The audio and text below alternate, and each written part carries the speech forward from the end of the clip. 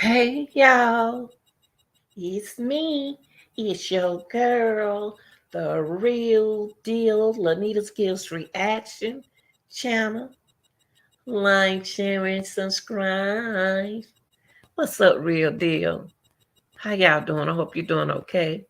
But look, I want to talk to y'all about a case that we talked about last year, but the case is still kind of standing.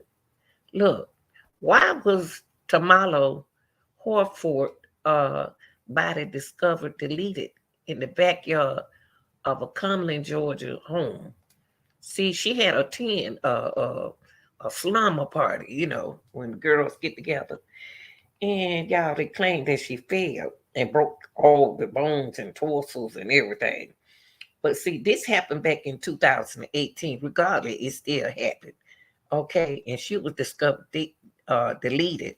That's what I just said in the backyard. Now, when she had been, she like I said, she was attending a slum party, and they don't know what happened to her.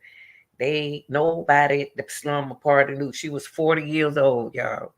Nobody know what happened to this girl. All they didn't know the autopsy, and I'm not gonna give it away right now in my reaction, but y'all need to hear the autopsy. The autopsy is just horrific. It's just sad, you know.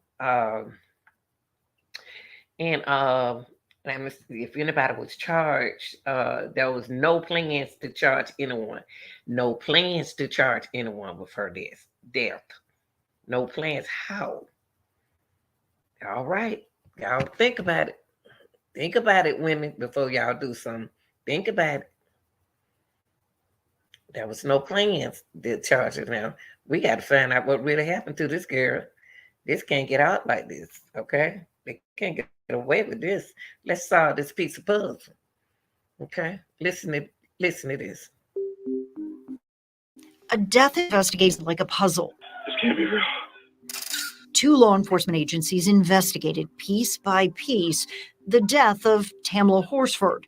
Both concluded she got so drunk at a party she fell from a balcony after everyone else had gone to sleep. Yeah, it's girls' night. We were all just drinking and we played cards against humanity.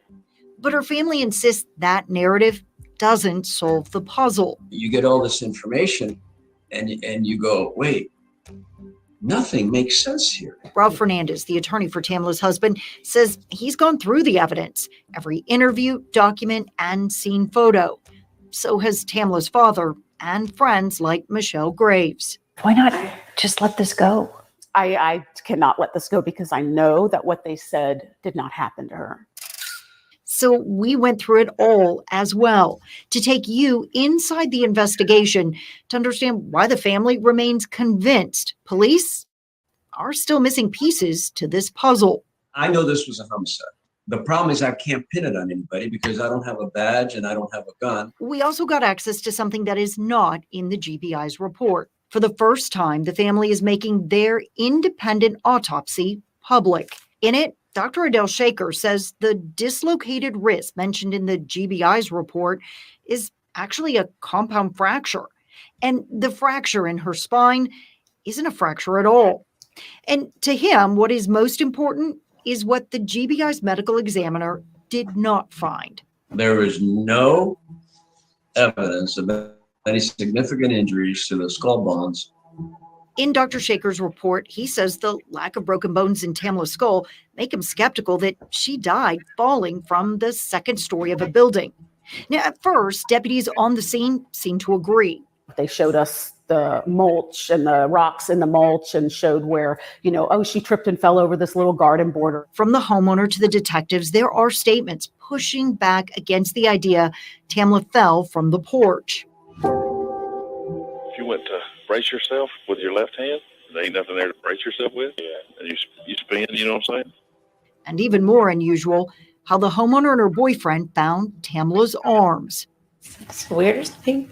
She was face down, but like her arms were down, like she just face planted is the best way I can describe it. So her arms were like by her side? Yeah, they were by her side, palms up. It's a question we heard several times in the investigation because when you look at the scene photos, Tamala's left arm is actually off to the side, bent, her fingers curled under. Did you ever touch her arm? No. Okay. Did you see anybody touch her? No. Other than you? No.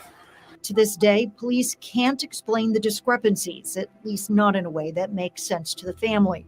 They say despite the yellow crime scene tape, Tamala's death was never treated like a crime. Maybe she fell off the balcony, but she's stiff. Okay, is she breathing? She's still. I don't know if she's face down. Forsyth County deputies called everyone that attended the sleepover back to the house for questioning. But it wasn't until the GBI got involved 2 years later that police searched for evidence on their phones. By that time, 2 people had new ones, and text messages and pictures from other phones were gone. But like an ambulance didn't come. We just saw her come out in a body bag. No one tried to roll Tamala over to render CPR, not even police, who called off EMS. There was no effort whatsoever done to try to save this woman's Something life. ain't right. The only one we know who touched Tamala's body was the homeowner's boyfriend. He declared her dead after touching her leg. I have one deputy that's about to pull into your subdivision. Then the destination is on your right. Tamala's family believes race also played a role. The only Black woman at the party in a county with few Black people. The lead investigator on the case, Michael Christian, is accused of calling Tamala the porch lady and making derogatory racial remarks during the investigation. I mean, that's horrific. In the racist, bigoted, sarcastic, funny way of this sick son of On top of that, some of the responding officers knew people at the party. What? The man on that 911 call was a former probation officer who, at the time, worked in the county's court system. And another woman worked with an officer's wife. I'm sure you're good because her boss is my wife. Oh, well, then you're more than good. In the recordings, we heard police tell the family that when the investigation is complete, they can access all of the records and the pieces will finally fit.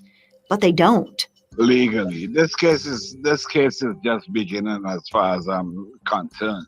I haven't been able to grieve her because I've been trying Don't to give fight up. Yeah, don't for her give up. justice for 3 years. I have to know the truth. Don't give up. That's what they want y'all to do. Don't give up. Y'all did your independent autopsy. Keep pushing it hard. Don't never give up on the case.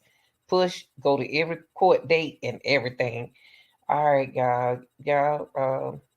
Tell me what you think over in the chat, okay? And have a good night and enjoy yourself.